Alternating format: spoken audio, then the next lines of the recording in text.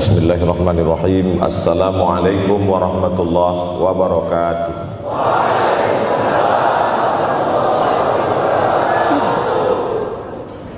Alhamdulillahi wa kafa, wassalatu wassalamu ala al-habibil mustafa wa ala alihi wa ashabihi ahli tuqa wal wafa. Subhanaka la ilma lana illa ma 'allamtana innaka antal alimul hakim. Rabbi shrah li sadri wa yassir li amri wahlul 'uqdatam min lisani yafqahu qawli.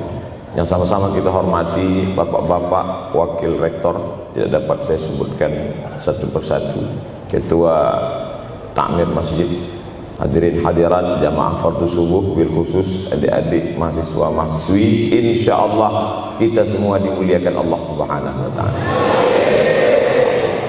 Man shallas subha fi jama'atin, siapa yang salat subuh berjamaah, faka'annama shallal laila kullah, dapat pahala seperti salat sepanjang malam.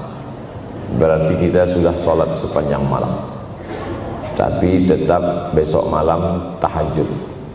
Jangan karena sudah salat subuh berjamaah lalu tidak lagi tahajud, apalagi yang memang tak pernah tahajud,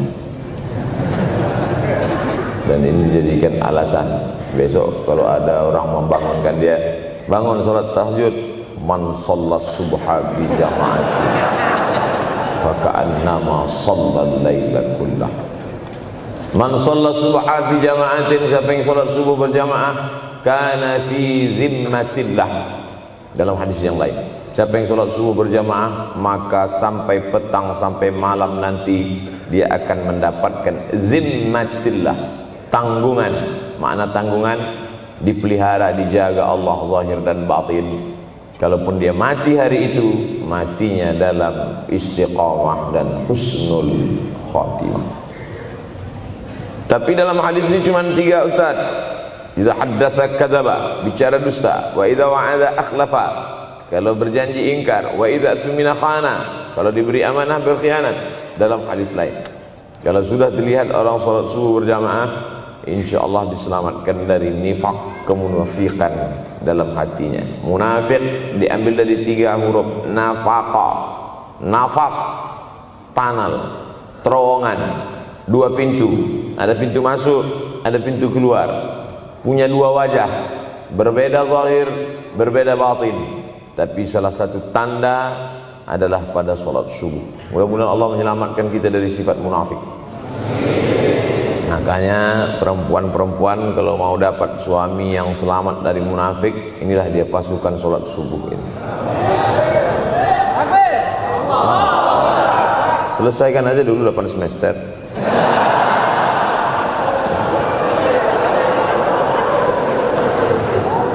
Imam Abu Ja'far Al-Barzanji menulis dalam syairnya, walamma tamma min hamlihi, ketika sempurna hamil Aminah, syahrani 2 bulan, ala ashhuril aqwalil marwiyah, menurut riwayat yang masyhur, tufiya bil madinatil munawwarati abuhu Abdullah, meninggallah abuhu, bapaknya, bapak Nabi Muhammad SAW, Abdullah bin Abdul Muttalib bin Hashim bin Abdi Manaf bin Qusay, di kota Al-Madinah Al-Munawwarah. Ketika itu usia Nabi 2 bulan dalam kandungan.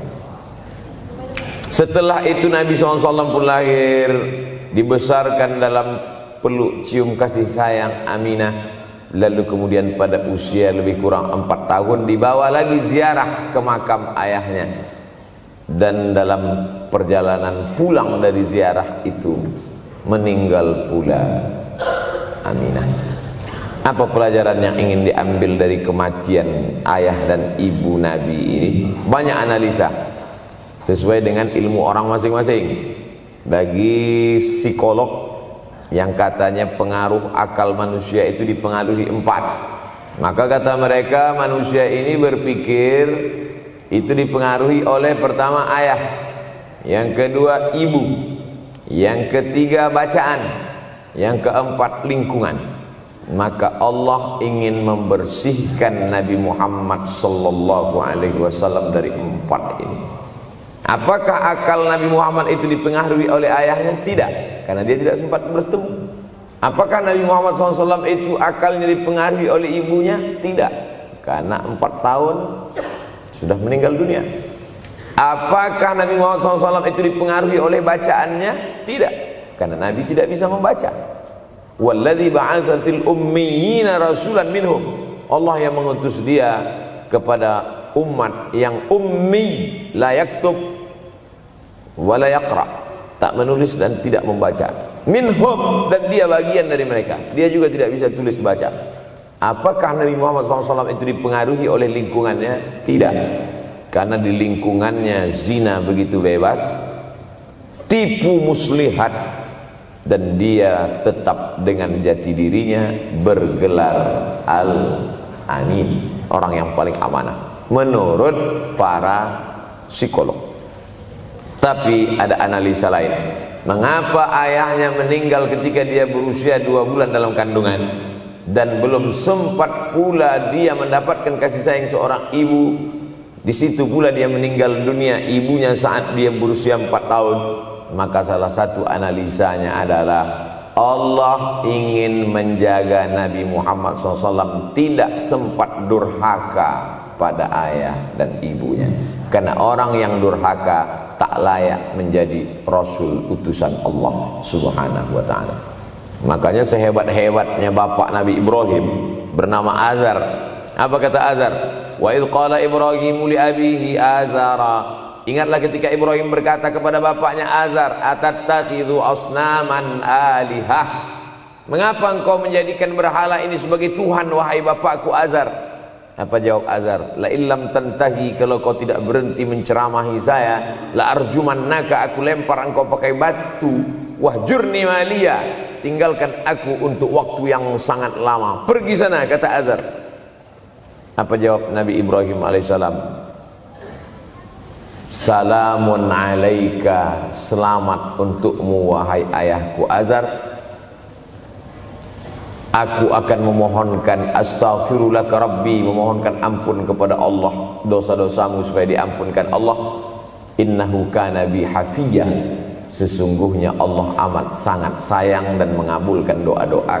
Nabi Ibrahim sempat bertemu dan tidak melawan. Tapi Nabi Muhammad SAW beda dengan Nabi Ibrahim. Allah buat Ibrahim tidak melawan, tapi ayahnya menjadi durhaka kepada anak.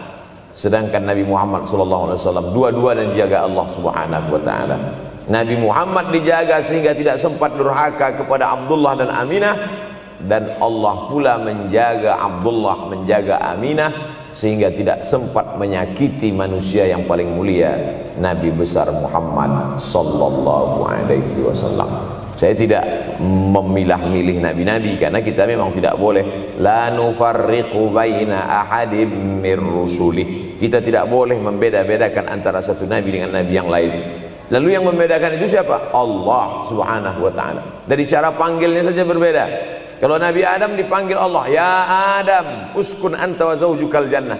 Nabi Yahya dipanggil Allah, ya Yahya khudhil kitaba biquwwah. Nabi Isa dipanggil Allah, ya Isa inni istafaituka 'alan nas. Tapi Nabi Muhammad SAW, Allah tidak pernah manggil dia ya Muhammad. Allah panggil dia dengan 2 sebutan. Pertama, ya ayyuhar rasulu balligh, wahai rasul. Dalam panggilannya yang lain, ya ayyuhan nabiyyu jahidil kuffar. Bukan kita yang membedakan, Allah yang membedakan cara panggilan untuk Muhammad sallallahu alaihi wasallam. Begitu juga dengan berdoa.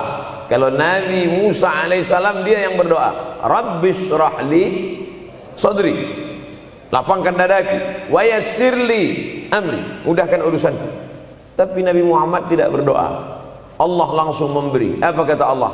Alam nasrah laka sadrak. Apakah belum kulapangkan dadamu? Wa rafa'na laka dzikrak. Kami angkat beban. Allazi anqadha dhahrak, yang membebani pundakmu. Belum dia berdoa, sudah dikabulkan Allah, karena janji Allah kepada dia, wala saufa yu'tika rabbuka fatarda. Apapun yang kau mau, akan kuberi. Salah satu penyebab Allah memberi apa yang dimau sebelum meminta adalah kalau tidak pernah durhaka kepada orang tua. Oleh sebab itu judul yang diberikan kepada saya, Ustaz Abdul Somad, nanti tabligh akbar di kampus Universitas Ahmad Dahlan. Apa temanya? Biasanya saya diberikan tema untuk anak-anak muda meraih masa depan bebas narkoba dan pacaran. Apa temanya untuk anak-anak muda? Bagaimana pokoknya. Tapi di Universitas Ahmad Dahlan saya diberi tema. Apa temanya? Birrul walidain. Masya Allah. Saya bilang alhamdulillah, untung saya nggak dikasih tema birruz zaujatain. Artinya apa? Sehebat apapun prestasi akademikmu, kalau sampai tidak memuliakan orang tua, hampa di hadapan Allah Subhanahu wa ta'ala. Ada seorang laki-laki, kata Nabi, kalau nanti dia datang kemari minta doa sama dia karena doanya makbul. Sahabat heran, karena sahabat itu definisinya man laqiyan Nabi sallallahu alaihi wasallam wa amana bihi wa mata 'alal Islam. 3 definisi sahabat: orang yang berjumpa dengan Nabi, beriman dengan Nabi, dan matinya dalam keadaan Islam. Maka itu disebut dengan sahabat menurut ilmu hadis. Makanya ketika saya menjelaskan itu ke mahasiswa, Aisyah yang merupakan sahabat Nabi, komplain mahasiswa. Mohon maaf Ustaz keliru. Aisyah itu bukan sahabat tapi istrinya. Kita bicara ilmu hadis. Makna sahabat, man laqiyan Nabi, berjumpa dengan Nabi, wa amana bihi, beriman dengan Nabi, wa mata 'alal Islam, mati dalam keadaan Islam. Abu Lahab ketemu dengan Nabi tapi tidak beriman dengan Nabi dan mati dalam keadaan kafir, maka tidak masuk golongan sahabat. Tapi ini ada seorang laki-laki hidup sezaman dengan Nabi dan Nabi mengenal dia, dan Nabi berpesan nanti kalau dia datang ke kota Madinah minta doa dari mulutnya karena doanya dikabulkan Allah Subhanahu wa ta'ala. Sahabat heran, kami yang hidup bersama engkau, kami yang berperang bersama engkau, kami yang sholat di Masjid Nabawi bersama engkau, kenapa doa dia lebih makbul daripada kami? Malah kami meminta doa dari mulut dia. Tapi tidak boleh membantah dan melawan Nabi. Pokoknya nanti kalau dia datang kemari minta doa kepada dia. Setelah Nabi Muhammad SAW meninggal dunia, laki-laki itu pun sampai ke kota Madinah, berjumpa dengan sahabat. Sesuai dengan yang dijanjikan Nabi, mereka pun meminta doa kepada dia. Namanya Uwais Al-Qarni. Makanya Uwais Al-Qarni tidak ada masuk dalam buku biografi sahabat. Kalau mau mencari biografi sahabat Nabi, buka kitab namanya Al-Isabah fi Tamyizis Sahabah, atau baca juga Usudul Ghabah fi Ma'rifatis Sahabah, atau baca juga Al-Isti'ab fi Ma'rifatil Ashab. Itu memang buku biografi isinya sahabat Nabi semua. Sahabat Nabi klasifikasi. Yang pertama, Al-Ashra Al-Mubasysyaruna bil Jannah, 10 sahabat yang dijamin masuk surga. Level kedua, sahabat Nabi yang ikut perang Badar. Berikutnya, sahabat Nabi yang masuk Islam sebelum hijrah. Berikutnya, barulah ujung sahabat Nabi masuk Islamnya setelah hijrah, setelah Islam kuat, barulah dia masuk Islam. Tapi nama Uwais Al-Qarni tidak ada di dalam, karena dia tidak cukup syarat untuk menjadi sahabat, karena dia tidak pernah berjumpa langsung dengan Nabi Muhammad sallallahu alaihi wasallam. Tapi kenapa doanya makbul? Ternyata dia tidak berjumpa dengan Nabi bukan karena dengki, bukan karena musuh, bukan karena tidak beriman. Dia tidak jumpa dengan Nabi, salah satu sebabnya adalah karena dia menjaga ibunya di Yaman. Makkah di tengah, Yaman di bawah, Syam di atas, negeri Syam. Tak ada hubungan dengan negeri paman Syam. Syam di atas, Yaman di bawah, Makkah di tengah. Liila fi Quraisy, perjalanan orang Quraisy. Ila fihim rihlatash syita'i was-shaif, perjalanan syita musim dingin, shaif musim panas. Musim dingin mereka ke Yaman, musim panas mereka pergi ke negeri Syam. Kenapa dingin ke Yaman? Karena Yaman ini kalau musim dingin tidak terlampau dingin, salju tidak turun. Kalau pergi ke negeri Syam, salju turun. Palestina, Yordania, Suriah, Lebanon. Suriah, Lebanon ada salju. Maka musim panas Nabi pergi ke negeri Syam, karena kalau musim panas di Yaman panas sekali. Sedangkan ke negeri Syam panasnya tidak seberapa. Perjalanan orang Arab Quraisy ini diceritakan Allah, di negeri Yaman itulah tempat kampung Uwais Al-Qarni. Tidak sempat dia berjumpa dengan Nabi, tapi doanya lebih makbul daripada orang-orang yang berada bersama Nabi, karena keutamaan berbakti kepada ibu. Kalau sama ayah boleh ngelawan Pak Ustaz? Enggak juga. Jangan ini nanti dijadikan dalil.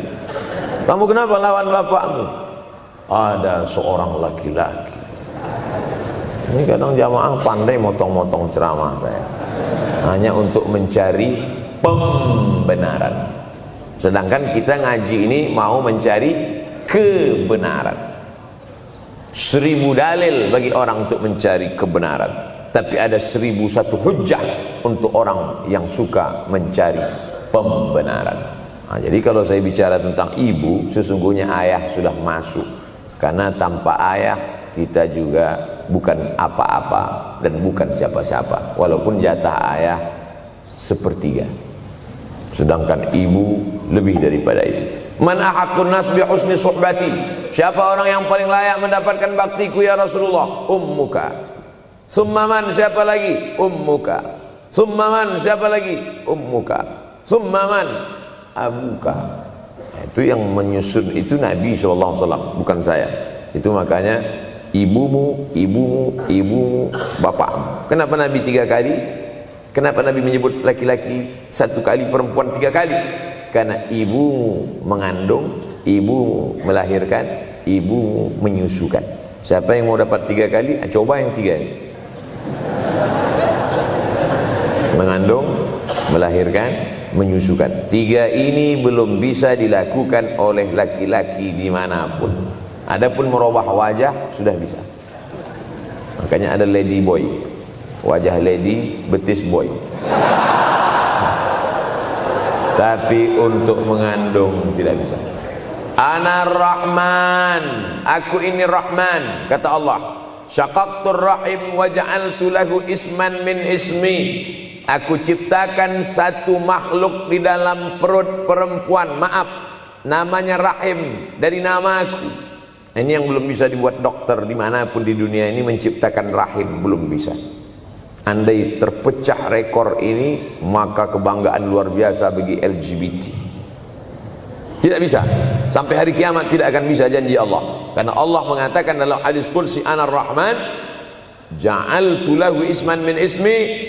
Maka ada satu makhluk dalam perut perempuan yang diciptakan, diambil dari Asmaul Husna.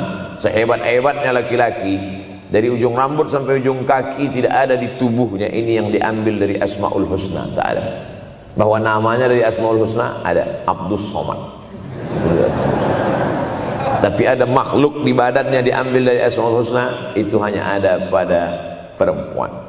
Oleh sebab itu perempuan luar biasa. Makanya kampus Universitas Ahmad Dahlan memuliakan perempuan. Mana perempuan? Di atas letaknya. Makanya saya tidak terlalu berani mendongak ke atas. Begitu hebatnya perempuan. Perempuan adalah ibumu, perempuan adalah istrimu, perempuan adalah anakmu, perempuan adalah adikmu. Maka saat engkau memuliakan perempuan, engkau sedang memuliakan 4 aspek dari kehidupan.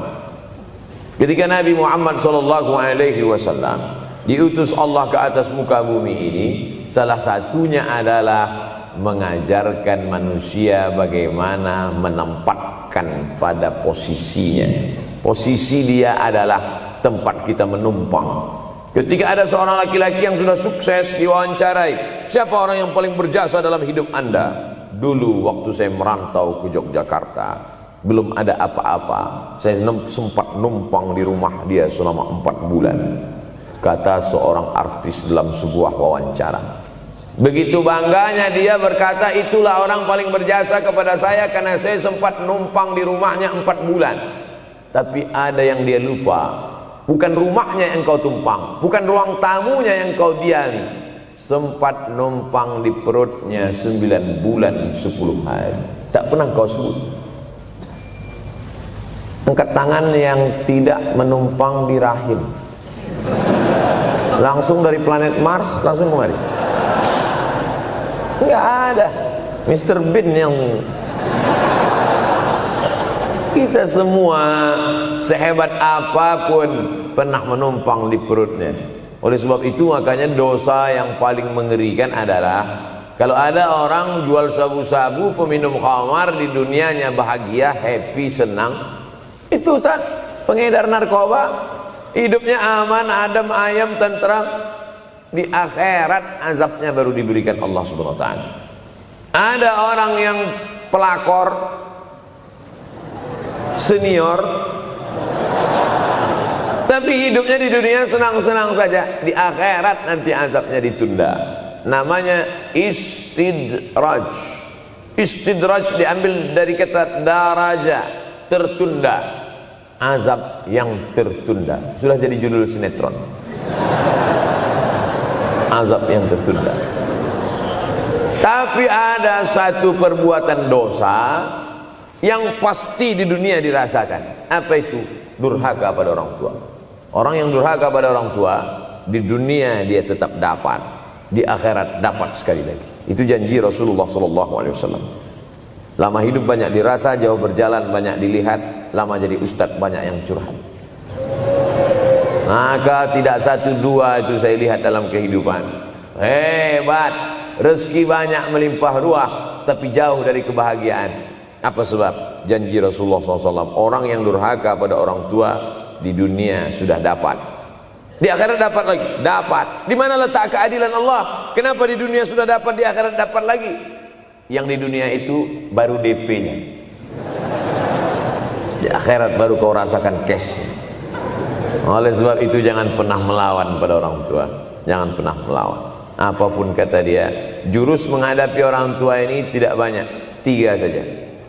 Kalau dia marah-marah, kalau dia cerewet, kalau dia ngamuk-ngamuk, pertama diam. Pulang kampung marah dia. Saya bolak-balik kirim uang belanja, kenapa kamu IP-nya 2,0? Diam. Yang kedua, diam. Yang ketiga, diam. Kalau belum bisa membahagiakan, jangan susahkan dia. Kalau belum bisa menunjukkan prestasi, jangan susahkan hatinya. Jangan sampai belum ketemu dengan wajah kita pun dia sudah susah hati. Baru nama kita muncul di HP-nya, kumat darah tingginya. Bunyi handphone dia lihat nama kita di situ, langsung berubah detak jantung. Karena ternyata bukan nama kita di situ dia buat. Siapa? Troublemaker. Oleh sebab itu jangan susahkan orang tua. Saya tidak ujuk-ujuk langsung jadi ustadz. Saya sempat jadi mahasiswa terlama di dunia. Saya kuliah di Mesir tahun 1998 sampai 2002. 4 September 1998 menginjakkan kaki di Kairo. November pulang tahun 2002. Tidak pernah sekalipun saya menyusahkan orang tua saya. Tak pernah saya minta uang pada mereka. Sampai almarhumah emak saya bertanya, kau makan apa di sana? Makan nasi, saya bilang. Dari mana dapat uang? Beasiswa saya cukup, mak. 162 pon. 50 untuk makan, 50 untuk rumah, tinggal 62. 20 dibagi lagi untuk ongkos, 20 untuk buku, 20 disimpan, mana tahu demam sakit gak ada uang. Sampai pulang. Sampai akhirnya dia kasih tanya, gimana caranya ngirim uang supaya nanti di akhirat kalau Allah bertanya, pernah gak ngirim uang? Pernah. Ya, saya tak mau menyusahkan. Saya menganggap kalau nanti saya minta hatinya susah, Kalau nanti saya banyak minta, saya tak bisa balas, maka saya bukan berarti mengajak adik-adik tidak minta uang. Saya paham, tak semuanya dapat beasiswa. Artinya minta. Cuman kalau minta ya pulang nanti sampaikan ke orang tua, saya sudah dengar ceramah Ustaz Somad, maka saya tidak minta lagi, Mas. Tidak.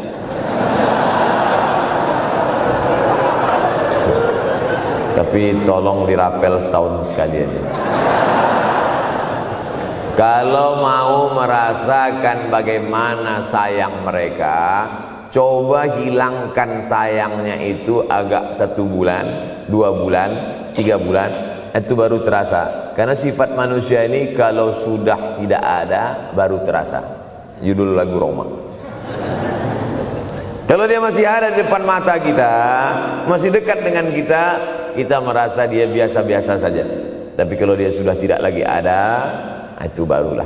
Oleh sebab itu coba kalau mau merasakan, kasih tahu dia, papa, mama, untuk biaya kuliah saya 1 semester ini tolong jangan kasih dulu. Saya mau jual koran dulu, saya mau kerja di Dorsmir dulu, saya mau kerja loper dulu, saya mau susah-susah dulu. Seketika saat kita tahu susahnya itu, tetes peluh keringat, air mata, di situ loh baru kita tahu, oh ternyata perjuangan mereka ini luar biasa. Saya tidak bicara ceramah saja, tapi dalam kehidupan saya pribadi dulu saya laksanakan, saya pernah buat, saya pernah kerjakan.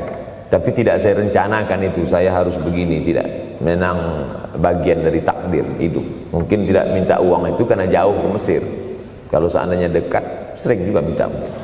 Nah, memang dikondisikan saya untuk terbang jauh ke Mesir, lalu kemudian setelah jauh itu tidak meminta, tapi kemudian setelah pulang berjumpa, sempat bersama orang tua. Bulan Maret 2019 kemarin baru meninggal dunia ketika saya sedang ceramah di Madura, Pulau Madura, diundang oleh sahabat saya, kakak kelas di Mesir dulu, Dr. Fauzi Tijani. Dan pagi itu rencananya mau ziarah ke makam Kiai Khalil di Pulau Madura. Begitu mau ziarah langsung dapat SMS, segera pulang karena orang tua meninggal dunia. Akhirnya saya langsung ke airport Surabaya dan langsung pulang. Sebelum malam sudah tiba pemakaman. Artinya apa? Penyesalan panjang, kenapa tidak mencium tangan orang tua, kenapa tidak. Karena saya pikir masih lama ya. Ini satu kekeliruan. Di mana-mana selalu saya sampaikan, jangan pernah berpikir usianya masih lama walaupun dia sehat. Karena sehat walafiat, tidak ada kurang satu apapun. Masih lama. Ternyata apa yang terjadi? Berangkat hari Sabtu, hari Ahad tausiah, hari Senin pagi, tanpa sebab, tanpa penyakit. Oleh sebab itu kalau masih hidup orang tuamu di rumah, pulang. Tapi jangan ini jadikan alasan. Besok enggak masuk kelas, kemana? Pulang semua.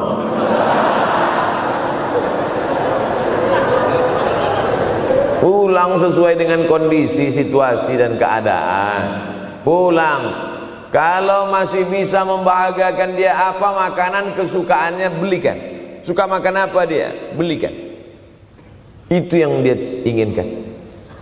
Andai kita gendong dia dari Yogyakarta berangkat ke kota Makkah, sampai di Makkah tawaf 7 putaran, dari Safa ke Marwah, pulang lagi ke Jogja, belum tentu dapat membayar sekali teriakan dia saat mengeluarkan kita ke alam dunia. Jadi banyak orang terlalu membanggakan. Saya sudah banggakan dia Pak Ustaz, saya sudah bayarkan ONH-nya. Berapa? Baru DP-nya. Sudah merasa berbakti kepada orang tua? Belum. Makanya digunakan kata birrul walidain. Kenapa Allah tidak menggunakan kata husnul walidain? Hasan baik, jayyid baik, thayyib baik, khair baik. Tapi yang dipakai birrul walidain. Hanya satu-satunya kata untuk orang tua dipakai birrul walidain. Karena kata birru adalah sifat Allah Subhanahu wa taala. Makanya di antara Asmaul Husna ada Al-Barrut Tawwab. Allah yang punya sifat itu. Maka kita diharapkan berakhlak seperti akhlak Allah Subhanahu wa taala. Addabani Rabbi fa ahsana ta'dibi. Allah mendidik aku menjadi beradab sehingga adabku penuh. Allah Subhanahu wa taala tidak ada puji Nabi Muhammad SAW. Hai Muhammad yang salat tahajudnya sampai kakinya bengkak. Hai Muhammad yang hajinya tidak ada. Apa kata pujian Allah untuk Nabi Muhammad SAW? Wa innaka la'ala khuluqin azim. Akhlak agung dan mulia. Oleh sebab itu tak ada gunanya prestasi S1, S2, S3, postdoktoral, profesor kalau tidak berbakti kepada orang tua. Makanya orang tua itu levelnya langsung setelah Allah. Wa qadha rabbuka alla ta'budu illa iyyah. Langsung wa bil walidaini ihsana. Ihsan. Lihat lagi penggunaan kata ihsan dalam hadis Nabi. Jibril alaihissalam datang, rambutnya tidak berdebu, bajunya sangat putih bersih, tapi tidak ada orang yang kenal. Diriwayatkan oleh Sayyidina Umar ibn al-Khattab radhiyallahu anhu, aku melihat ada seorang laki-laki rambutnya sangat hitam dan bajunya sangat putih, tapi kami tidak ada yang kenal. Ini tiga indikasi ini menunjukkan kebingungan. Kalau ada orang rambutnya sangat hitam dan kita kenal, berarti dia memang orang situ, memang tinggalnya di situ. Tapi dia kalau orang perantau, rambutnya pasti berdebu karena tinggal di gurun pasir. Sekarang kan banyak tuh anak-anak muda yang rambutnya berdebu. Itu berarti orang jauh, bukan orang Jogja. Bajunya sangat putih, tapi kami tidak kenal. Kalau bajunya agak-agak kotor, berarti dia musafir. Pantas kalau kita tidak kenal. Tapi bajunya sangat putih, berarti dia memang orang situ. Tapi kami tidak kenal. Kata Umar bin Khattab, rambutnya sangat hitam, bajunya sangat putih, tapi kami tidak kenal. Dan dia duduk berhadapan dengan Nabi, lututnya dekat dengan lutut Nabi, tapi kami tidak kenal. Dia bertanya tentang iman, dia bertanya tentang Islam, dia bertanya tentang ihsan. Setelah selesai baru Nabi bertanya, Umar, ya, kamu tahu siapa tadi yang datang bertanya tentang iman, Islam dan ihsan itu? Tidak. Jibril yu'allimukum dinakum. Tadi yang datang itu adalah Jibril alaihissalam. Orang selevel Umar bin Khattab tidak kenal Jibril. Ada orang Indonesia baru ketemu Jibril.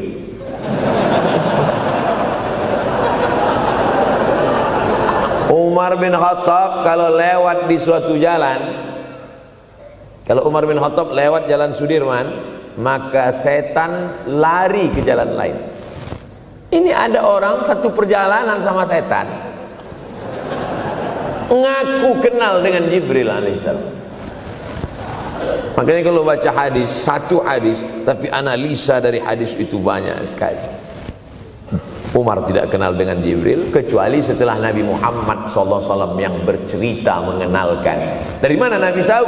Nabi dapat wahyu dari Allah Subhanahu wa ta'ala. Tapi ada analisa lain. Apa maknanya? Allah menggunakan kata ihsan untuk orang tua, Nabi menggunakan kata ihsan untuk Allah. Ihsan untuk Allah, anta'budallaha ka'annaka tarah, kau sembah Allah seakan-akan engkau melihat dia. Fa illam takun tarah, kalau kau tidak bisa melihat dia, fa innahu yarak, sesungguhnya dia yang selalu melihatmu. Tidak pernah putus ihsan. Ihsan Allah kepada kita tidak pernah putus pengawasan Allah. Bagaimana ihsan kita kepada orang tua? Tak pernah putus bakti walaupun dia sudah meninggal dunia. Makanya kita tetap membaca walaupun dia sudah masuk liang lahat, jam 2 malam bangun, Rabbil firli wali walidayya warhamhuma kama rabbayani shaghira.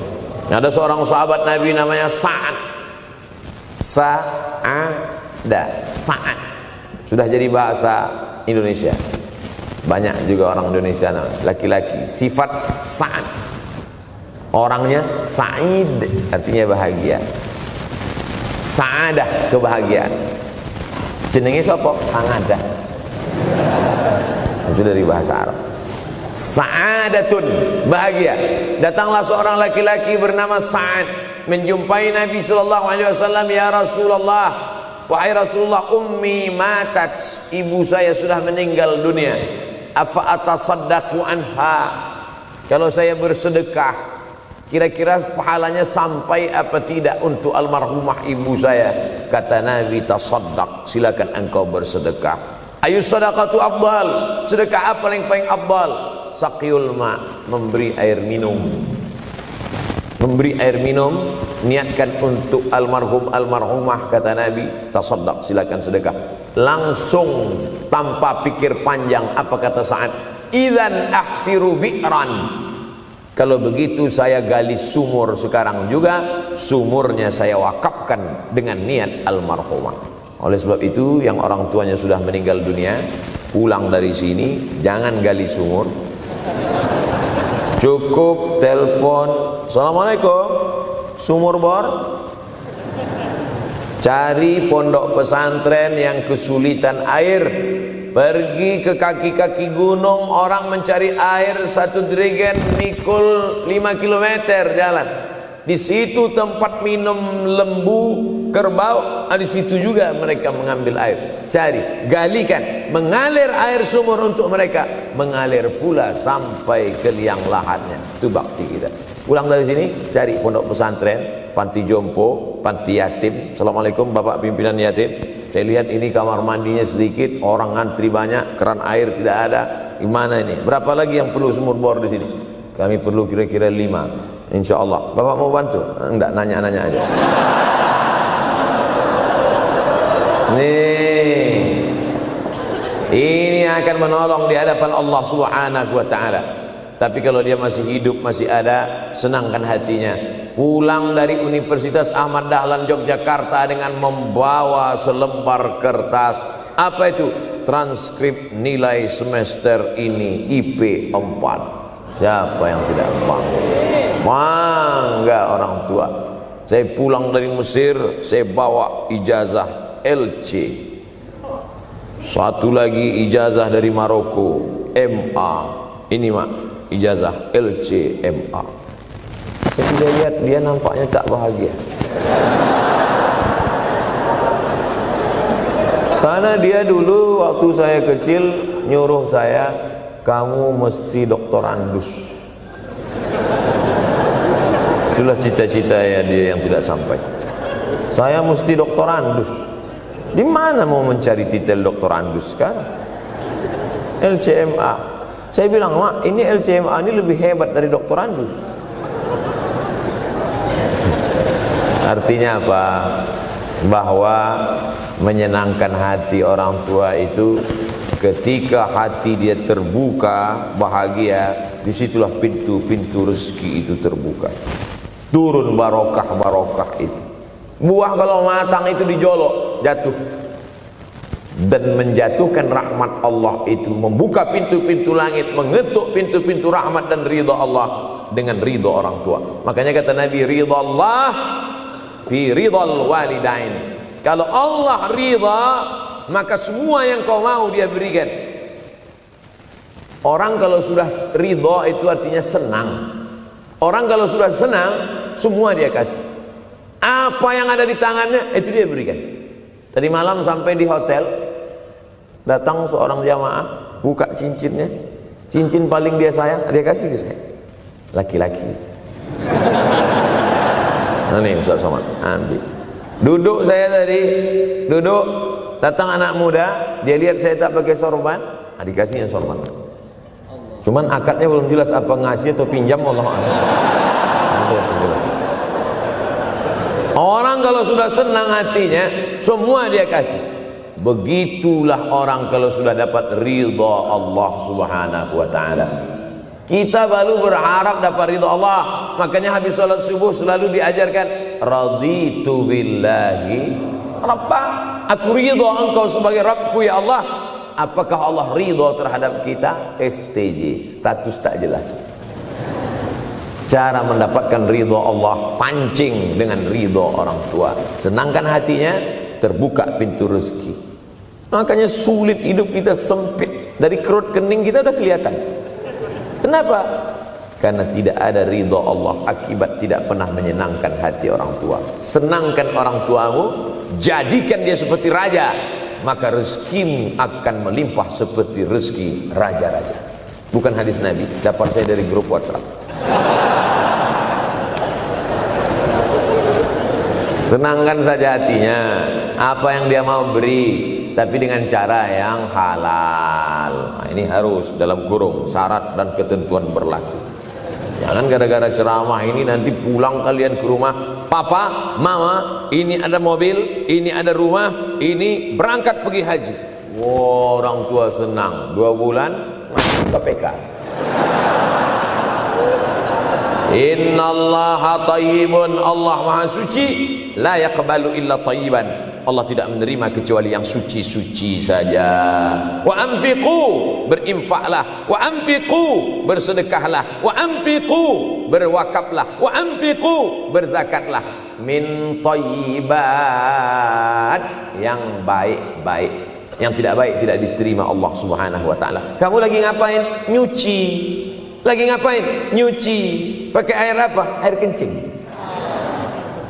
Begitu kata Syekh Abdul Wahab Asy-Sya'rani dalam kitabnya Tanbihul Mughtarrin. Tanbih, peringatan. Mughtarrin, pada orang yang tertipu, menyangka sedang berbuat baik padahal sebenarnya tidak baik. Itu yang disindir Allah dalam Al-Quran. Wa yahsabuna annahum yuhsinuna sun'a. Mereka menyangka sedang berbuat baik. Nah, ini juga tidak betul. Niatnya sudah baik, membahagiakan orang tua, tapi caranya tak betul. Mama, papa, alhamdulillah kuliah saya sudah selesai, ini skripsi saya.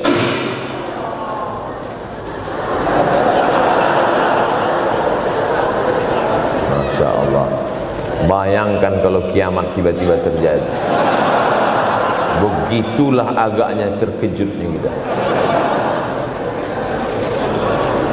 Kiamat terjadi tapi belum sempat berbakti kepada orang tua.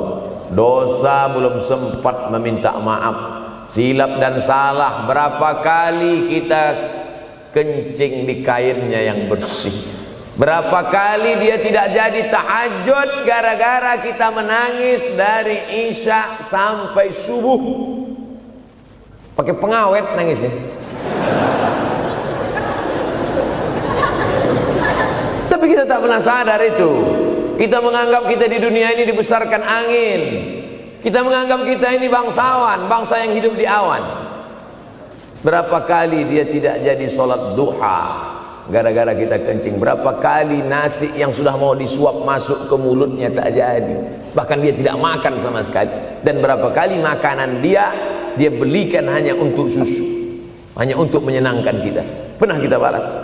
Dan dia tidak pernah minta balas itu. Oleh sebab itu, siapa yang mengingatkan? Abdul Somad diberikan judul berat ini. Judul yang paling berat ceramah tentang orang tua, tentang ibu, tentang ayah. Jarang saya mau menerima judul-judul pengajian. Ini pun dikasih tahu setelah sampai di sini. Maka saya belok-belokkan dikit. Ini air mata udah mau menetes, belokkan. Nanti kalau saya nangis di sini, siapa yang ceramah kalau saya nangis? Oleh sebab itu maka yang orang tuanya masih ada, beruntung dan bertua, bawakan dia rumah makan. Ada sahabat saya namanya Ustadz Lukman di Pontianak, bukan Kuntilanak. Mereka punya program namanya Bawa Ibu ke Rumah Makan. Keren nama programnya. Bawa orang tua ke rumah makan. Nanti hari libur adik-adik, anak-anakku sekalian libur, bawa ayah, bawa ibu ke rumah makan.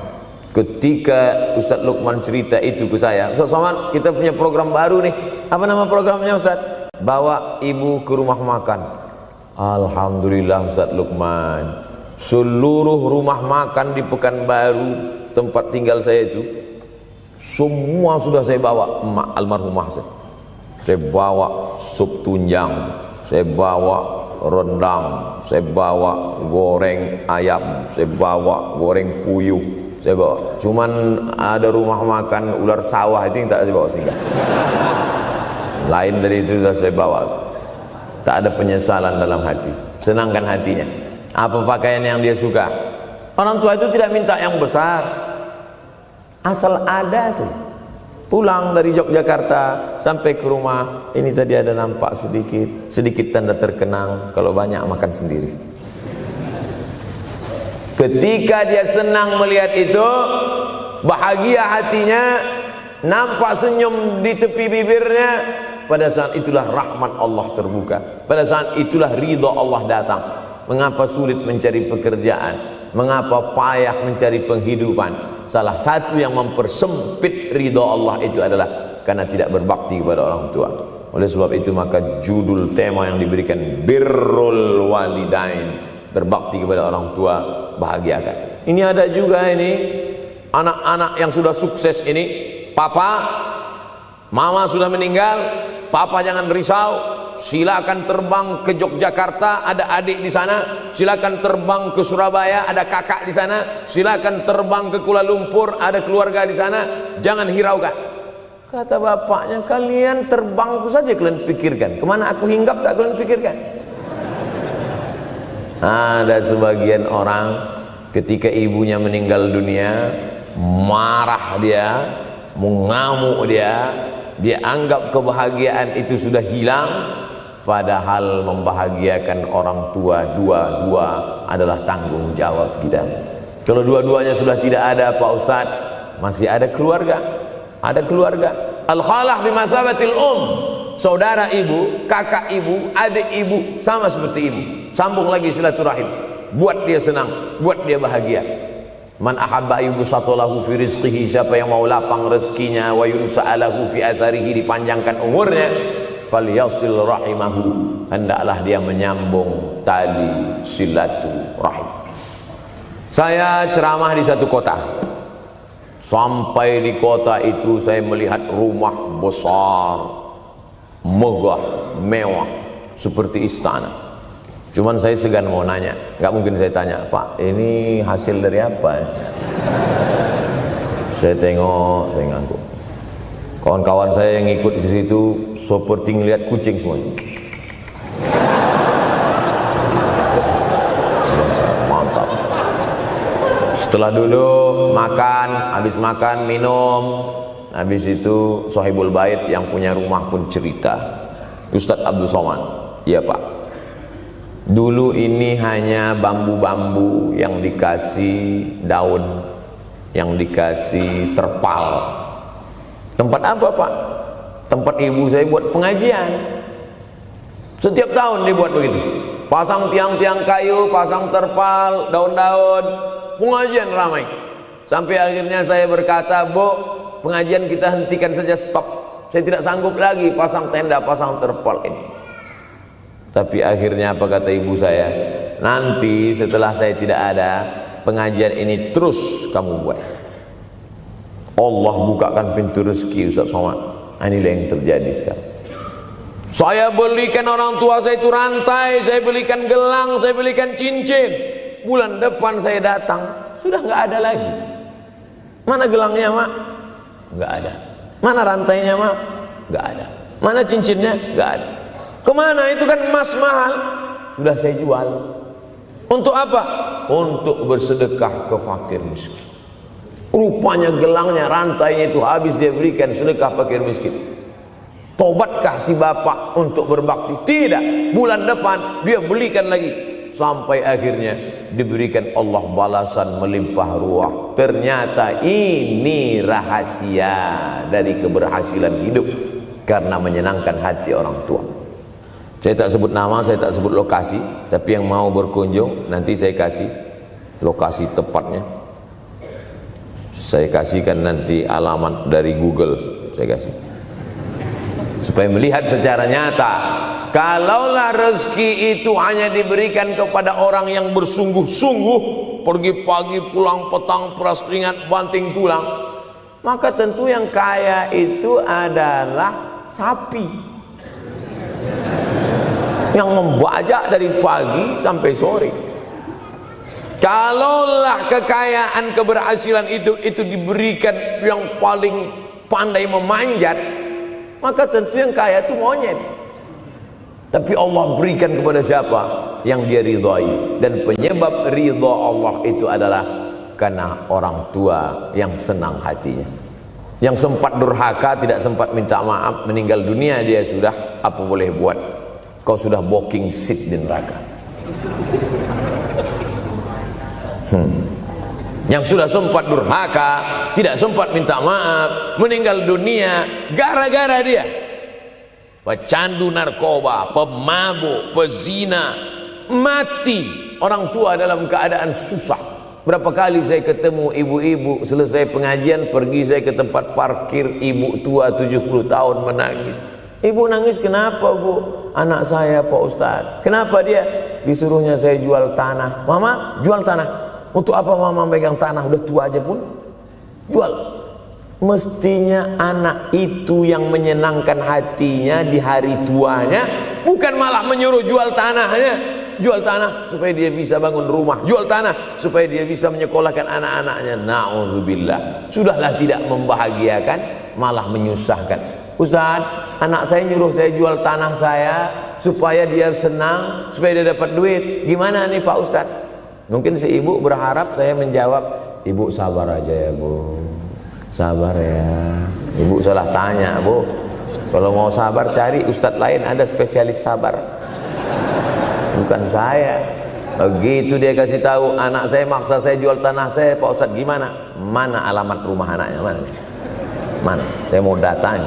Mana? Anak durhaka, neraka jahanam tempat kau.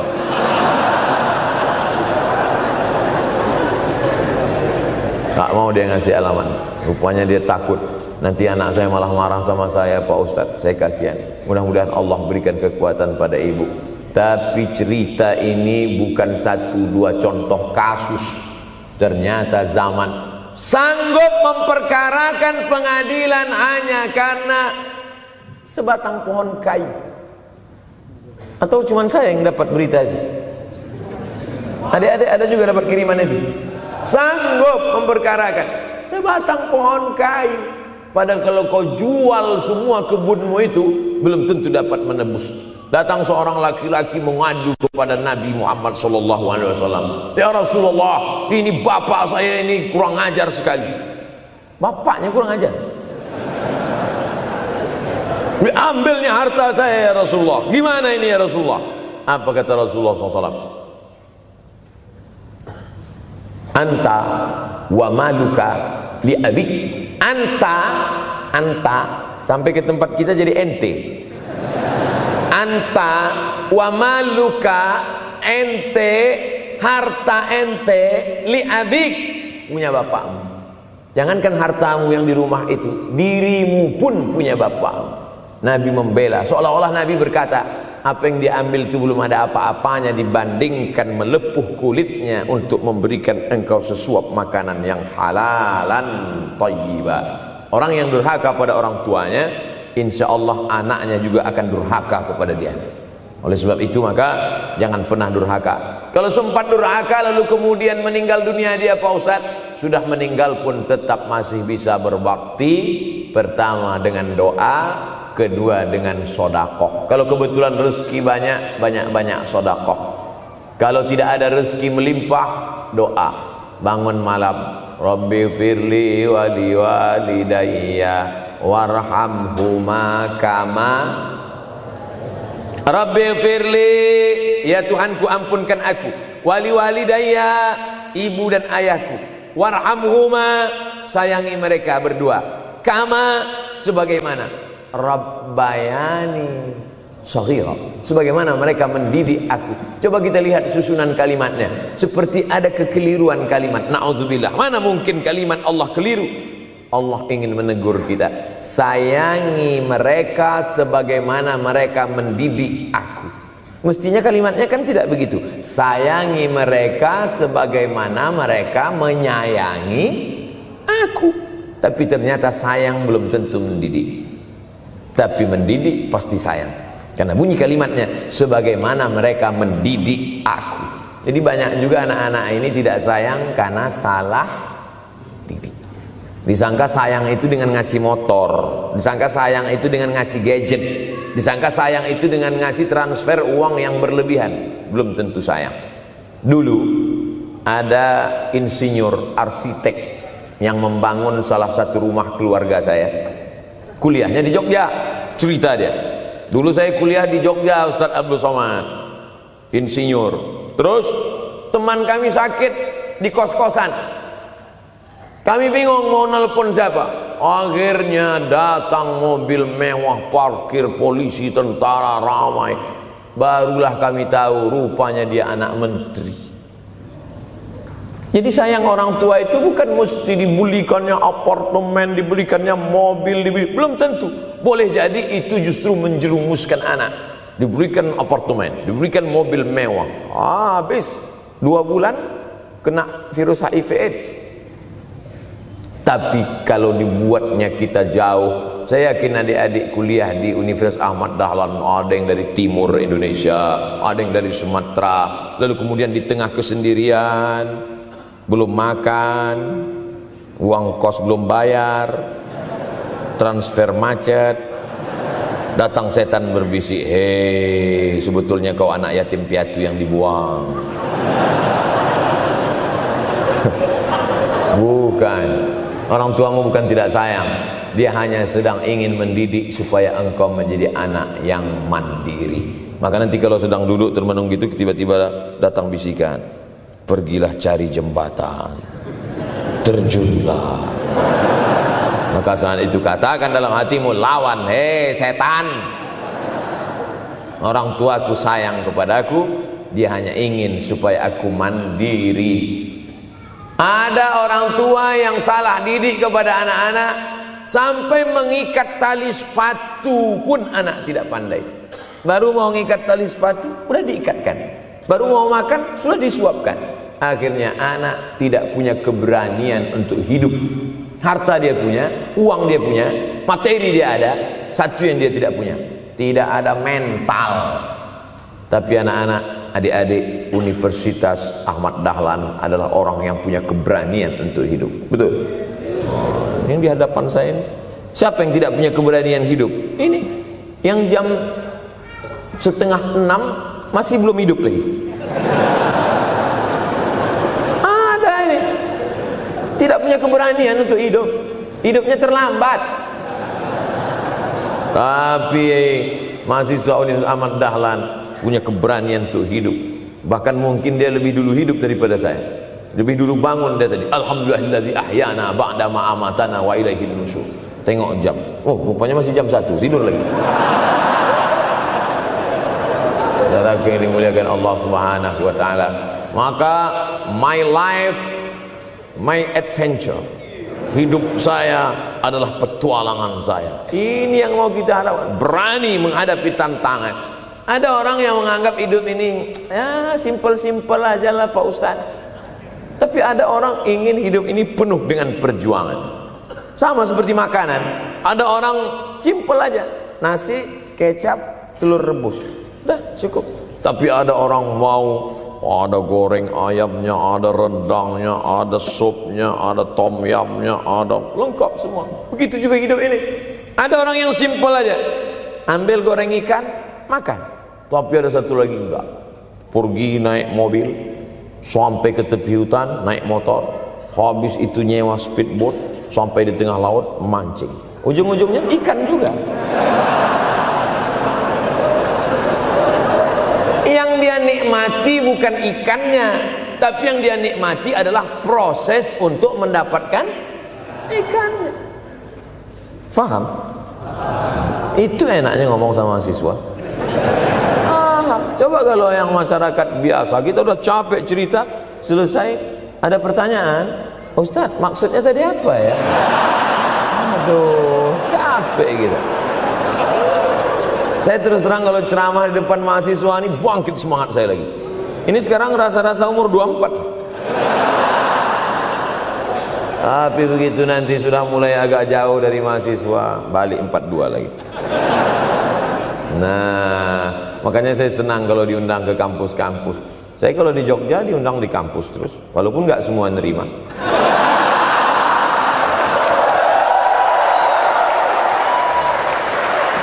saudara yang dimuliakan Allah Subhanahu wa taala, maka kita harus sering-sering bersama. Apa ini takbir?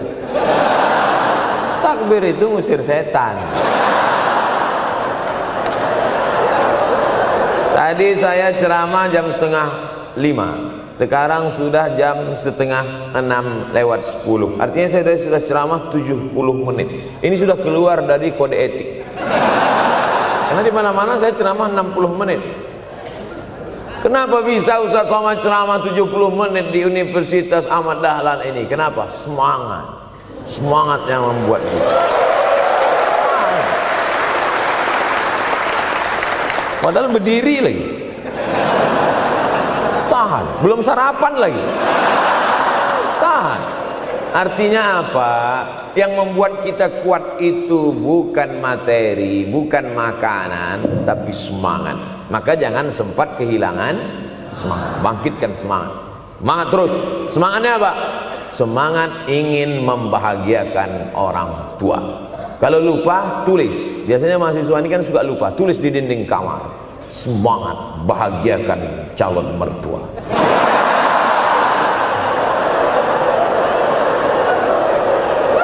Nanti teman kos-kosan datang ngelihat, loh, kata Ustaz Somad kan orang tua, kenapa ente buat mertua?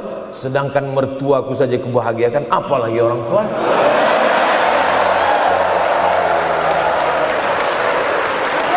Begitu hebatnya. Cuman kadangnya kita hanya mendapat ini hanya di sinetron-sinetron saja. Real nyatanya di mana? Datanglah ke Universitas Ahmad Dahlan. Jadi hidup ini harus ada target yang mau dicapai. Banyak orang targetnya nggak benar. Saya ingin menjadi orang yang punya kepribadian, Pak Ustadz. Rumah pribadi, mobil pribadi. Target bahagiakan orang tua. Gaji pertama kalau kerja nanti umroh. Oh, gitu. Doakan. Nanti kalau aku kerja, insya Allah gaji pertama nanti memberangkatkan umroh. Syukur-syukur nggak usah diomongkan dulu, kasih surprise. Senang. Mama, ayah, ini gaji pertama. Dia buka, tengok 700.000.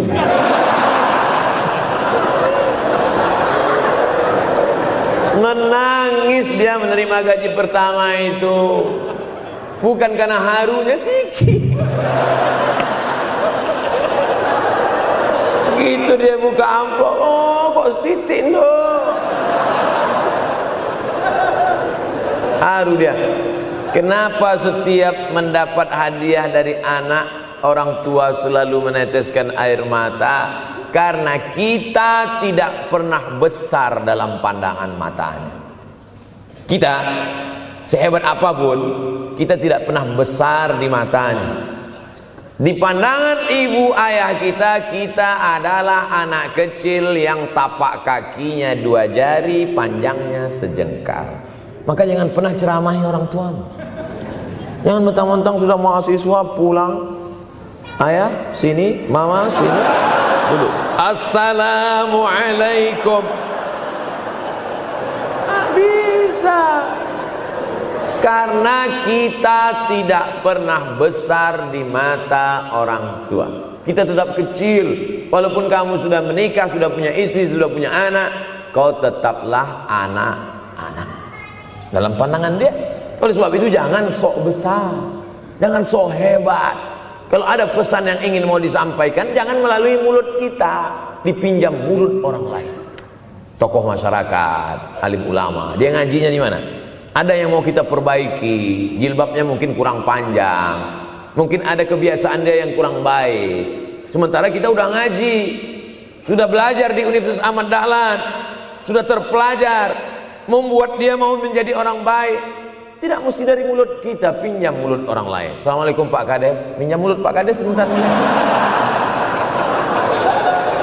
Pak Kades, ayah saya kan orangnya baik sama Pak Kades. Iya, nanti kalau saya ngomong dia nggak dengar. Jadi saya mohon tolong Pak Kades. Pak Kades, ayah saya sampai sekarang belum sholat Pak Kades. Jadi tolong Pak Kades nasihati dia. Kata Pak Kades, saya juga nggak sholat. Hancur dunia persilatan.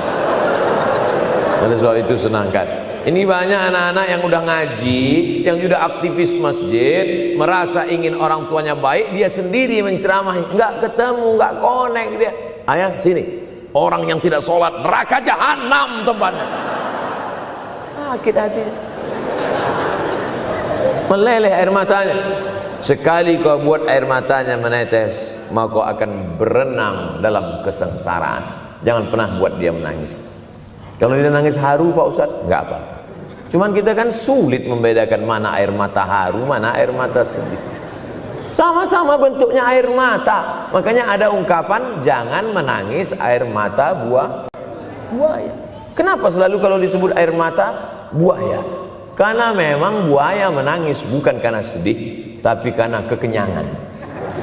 Buaya kalau habis makan orang, keringat, buaya itu tidak ada pori-porinya. Kita kalau berkeringat kan keluar pori-pori, ini keluar air. Buaya nggak ada. Satu-satunya tempat air keluar, itulah.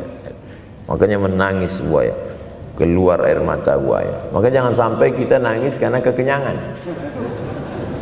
Haru dia melihat pemberian kita. Di saat itu menetes air matanya, berdoa, dia memanjatkan doa, mengetuk pintu-pintu langit, terbuka. Masya Allah. Pantasan doa mahasiswa Universitas Ahmad Dahlan kabul, rupanya pintu terbuka. Doa kepada Allah Subhanahu wa taala. Kadang-kadang kita merasa doa kita yang dikabulkan Allah, kadang-kadang kita merasa sok hebat. Setelah dia meninggal dunia, barulah kita sadar rupanya selama ini kita hanya menumpang doa. Numpang, bukan doa kita yang dikabulkan Allah ternyata, tapi doa dia. Tapi dia tidak pernah cerita itu, dia nggak pernah ngomong. Apa pernah dia panggil kita, sini sebentar, aku sudah capek doain itu. Pernah dia bilang itu. Dia cukup mengadu tengah malam, ya Allah, anakku ini jadikan dia berhasil kuliahnya, ya Allah. Sudah hampir 14 semester nggak selesai-selesai. Dia mengadu kepada Allah Subhanahu wa taala. "Mah, aku susah ini sekarang." Susah kenapa? Skripsiku ditolak terus.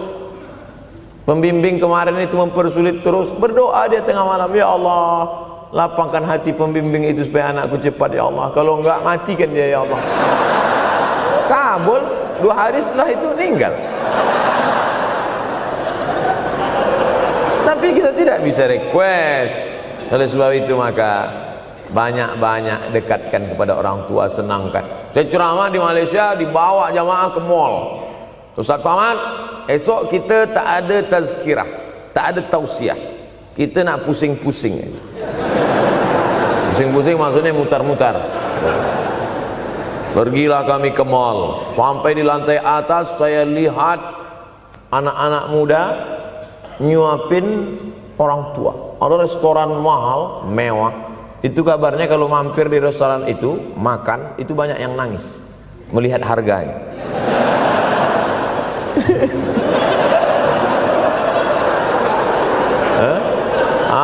Ada saya lihat anak-anak muda yang ganteng-ganteng, perempuan yang cantik-cantik menyuap orang tua. Orang tua yang sudah tak berambut, sudah perempuan tak berambut lagi, rontok saking tuanya, kulit sudah keriput. Duduk, didorong pakai kursi roda, dibawa ke mall, sampai di situ diberikan restoran tercanggih, termahal, dia sendiri yang menyuapkan makanan. Ternyata bagi saudara-saudara kita Tionghoa, salah satu mengundang berkah menyenangkan orang tua. Itu keyakinan mereka. Kok kenapa ente kasih makan? Ya oke lah. Ajaran kita mengajarkan tapi kita tak amalkan. Ketika tetangga, kawan, sahabat kita mengamalkan, rezekinya melimpah, baru kita heran. Dia kok kaya lah? Iyalah, dia kan punya tuyul. Tuyul mana bisa bawa duit banyak? Nih keberkahan. Oleh sebab itu, jangan cuma sekedar ngaji-ngaji aja.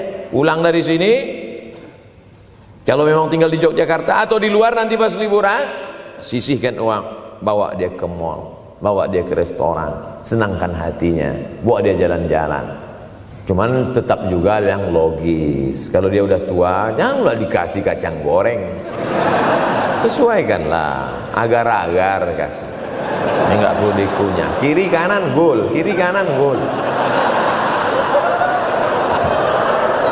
Orang tua bawa kasih kacang, menyiksa itu. Saudara yang dimuliakan Allah Subhanahu wa taala, kenikmatan yang terbesar adalah ketika orang tua masih ada bersama kita. Kalau sudah tak ada, nanti saat Idul Fitri, Allahu Akbar, Allahu Akbar, Allahu Akbar, la ilaha, barulah menetes air mata. Mama. Saya kalau sudah menengok orang menangis terlalu berlebihan mengenang orang tua, ini pasti ada, kalau bahasa kampung kami, something wrong. Pasti ada sesuatu ini. Karena orang kalau sudah habis tumpah, dia tidak akan menetes lagi. Tumpahkan kasih sayangmu itu sampai habis ludes, dia tidak akan menetes lagi. Tak ada penyesalan, karena semua sudah kita berikan. Kalaupun menangis hanya tetesan kasih sayang. Tapi kalau sampai mencakar dinding, mama, ini pasti. Saya kalau ada orang yang menyesal sampai mencakar dinding, mau saya antukkan aja kepala yang gede. Dulu waktu hidup kenapa enggak opti? Sekarang udah mati baru kau menangis kan? Senanda. Nah, tapi tentu sesuai kemampuan kita, karena kata Allah, la yukallifullahu nafsan illa usaha. Allah tidak membebani orang lebih dari semestinya. Ustaz ceramah sampai jam berapa ini? Sampai jam 6 insyaallah. Saya mau lengkapkan. Jam kita sama tuh. Oh sama, jam 6. Jam 6 maka saya ceramah 90 menit nanti di Universitas Ahmad Dahlan.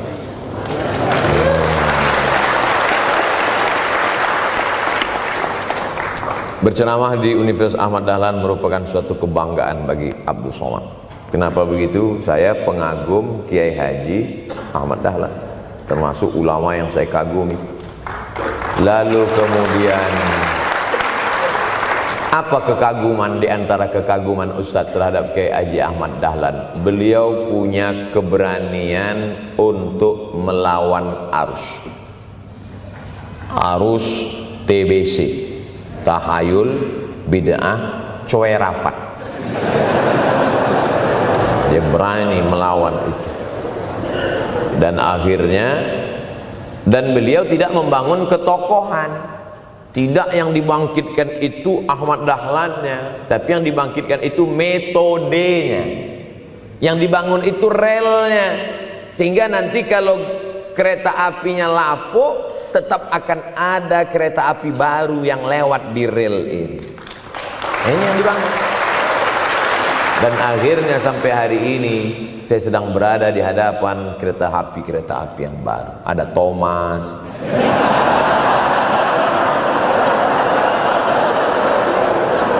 Kok Ustaz tahu Thomas? Anak saya paling suka itu. Satu koper kereta. Artinya apa?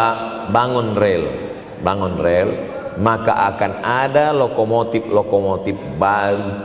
Dunia boleh berganti, zaman boleh berubah. Idza waqa'an ala ahadikumul qiyamah, kalau kamu sudah mau mati, wa fi yadihi fasilah, di tanganmu ada bibit korma. Sudah mau mati, di tangan ada bibit korma. Apa yang kita lakukan? Ada sebagian orang kalau sudah mau mati, ya wes gua aja lah.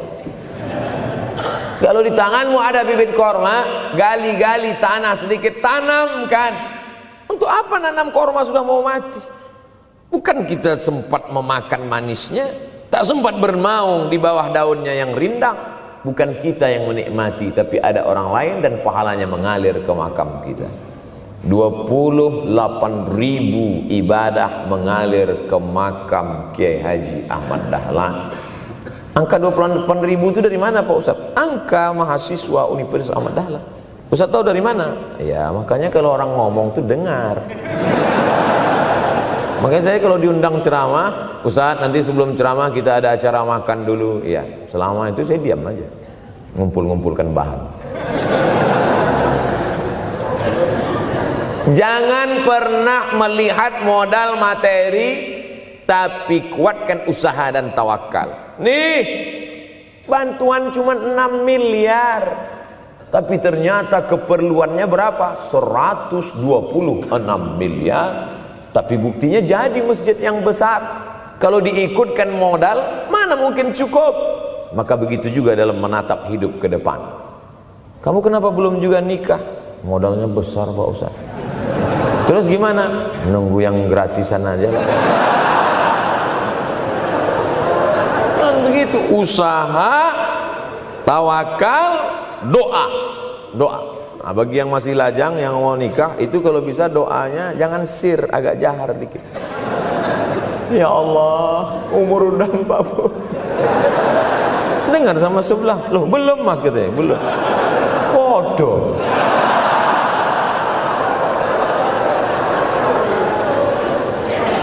Kira-kira rezeki itu Allah yang ngatur atau kita yang ngatur? Allah. Makanya di antara Asmaul Husna Ar-Razzaq, yang maha memberi rezeki. Kalau Allah yang mengatur, mungkinkah Allah menyia-nyiakan kita? Tidak. Cicak di dinding, semua tahu, karena dari kecil kita memang sudah diajari lagu cicak. Cicak, cicak di dinding. Ada nggak pernah yang dinyanyikan lagu kadal? Ada. Kenapa mesti cicak? Coba tanya ibu kita yang dulu nyanyikan. Mama, kenapa cicak, Ma? Karena kalau buaya terlalu gede, nak. Kenapa cicak? Dia sedang mengajarkan kita bagaimana cicak dengan segenap kelemahannya. Cicak itu binatang yang lemah, hidupnya aja sungsang. Kita selalu berlawanan dengan cicak. Yang kata kita di atas, kata cicak di bawah. Tapi makanan cicak luar biasa. Apa makanan cicak? Helikopter, nyamuk. Cicak tidak bisa menggunakan tangannya, karena kalau dia pakai tangannya jatuh. Kadang pakai 4 aja jatuh. Selalu kan kejadian eksiden cicak jatuh. Cicak tidak pernah gunakan tangannya untuk makan, karena dia harus berpegang kuat. Apa yang dia pakai? Lidahnya. Lidahnya dia pakai. Nyamuk yang dia makan. Helikopter. Habis dimakan oleh cicak. Siapa yang paling hebat? Nyamuk. Makanannya darah. Nyamuk masih keluarga Dracula. Tapi Allah SWT mau mengajarkan jangan putus asa, gunakan potensimu, apapun yang terjadi gunakan. Ini sekarang banyak anak-anak muda ini kehilangan semangat. Kalau engkau kehilangan beras masih bisa hidup 3 bulan. Kalau engkau kehilangan air masih bisa hidup 3 hari. Tapi kalau kau kehilangan semangat, kau hanya hidup 3 detik. Tik, tik, tik, mati. Oleh sebab itu jangan sampai kehilangan semangat. Bahasa kitanya putus asa. Sampai dingin tuh lontong. Bukan karena ceramah terlalu lama, bukan. Sampai dingin itu sarapan pagi gara-gara mahasiswa. Ente kenapa? Galau Ustaz. SMS nggak dibalas, telepon nggak diangkat. La ilaha illallah Muhammad Rasulullah. Mahasiswa seganteng ini, sehebat ini, begitu cepat putus asa. Saya aja setua ini, sekurus ini masih banyak yang mau. Lihat tuh komen-komen di Instagram, baca tuh komen-komen di YouTube. Ustadz, jadikan aku yang kedua ya. Masa kalian anak-anak muda gagah perkasa, bangkitkan semangatmu, takbir. Banyak yang belum ketemu jodoh. Saudara yang dimuliakan Allah Subhanahu wa taala, maka bangkitkan semangat. Tapi yang namanya semangat ini tidak bisa bangkit dengan banyak. Kita lihat orang bersemangat, pede di depan orang, pede luar biasa. Dia kok pede sekali? Pakai santai. Banyak juga yang semangat, pede luar biasa, rupanya pakai jimat. Kita pede kita bukan karena sabu-sabu, bukan karena narkoba. Pede kita karena kita sudah serahkan semuanya pada Allah. Inna sholati wa nusuki wa mahyaya wa mamati lillah. At-tahiyatul mubarakatul sholawatut thayyibatul lillah. Tapi tetap satu. Jangan nanti mentang-mentang udah dengar ceramah saya at-tahiyatul mubarakatul.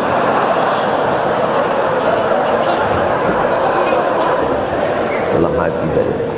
Ini bukan punyaku ya Allah, ini semuanya punya Engkau, punya Engkau. Berhasil kalian, sukses kalian, punya apartemen, punya kondominium, punya mobil.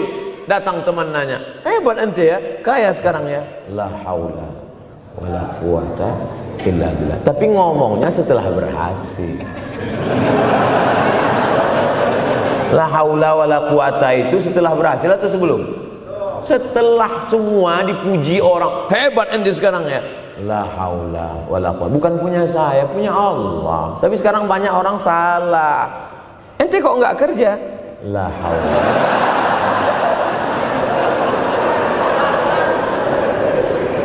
La haula wala quwwata illa billah. Subhanallah, masyaallah, tabarakallah. Menunjukkan manusia lemah, tak punya apa-apa. Dia ingin berkata, ini hanyalah punya Allah. Begitu juga dengan acara ini. Kenapa acara di masjid? Kenapa acara di kampus kemarin ramai melimpah ruah? Bukan karena panitia, bukan karena Ustaz Abdul Somad, bukan karena baleho yang besar, tapi la haula wala quwata illa billah. Pulang dari sini, bangkitkan semangat, senangkan hati orang tua, kejar prestasi, terus kuliah. Mudah-mudahan semuanya selalu mendapatkan kebaikan. Amin ya rabbal alamin. Terima kasih atas segala perhatian. Mohon maaf atas segala kesilapan dan kekhilafan. Abdul Somad, hamba Allah yang fakir, mohon maaf. Berpisah kita di tempat ini, tapi kita tak pernah putus dalam persahabatan, karena kita selalu bersama, jauh di tempat, dekat di doa. Terima kasih. Wassalamualaikum warahmatullahi wabarakatuh.